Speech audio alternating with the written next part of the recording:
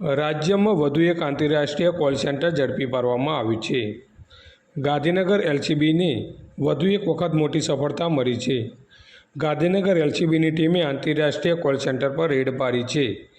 મેદરા ગામ પાસે આવેલા ફાર્મ હાઉસમાં કોલ સેન્ટર ચાલી રહ્યું હોવાની જાણકારી એલસીબીની ટીમને મળી હતી। આરોપીઓ યુએસના નાગરિકોને કોલ કરી ડ્રગ્સના નામે રૂપિયા પડાવતા હતા। એલસીબીની ટીમે ફાર્મ હાઉસમાં ચાલી રહેલા કોલ સેન્ટર પર રેડ કરીને મહિલા સહિત 4 આરોપીઓની ધરપકડ કરી લીધી છે। આરોપીઓની ધરપકડ બાદ તપાસ કરવામાં આવતા આ તમામ આરોપીઓ મહારાષ્ટ્ર, ઉત્તર પ્રદેશના રહેવાસીઓ હોવાનું સામે આવ્યું છે।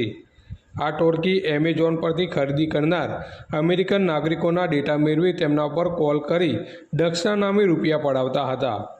એલસીબીની ટીમે રેડ દરમિયાન આરોપીઓની સાથે રહેલા લેપટોપ, રોકડા રૂપિયા સહિત 2 લાખની વધુનો મુદ્દામાલ કબજે કર્યો છે અને આરોપીઓની વધુ તપાસ શરૂ કરી છે।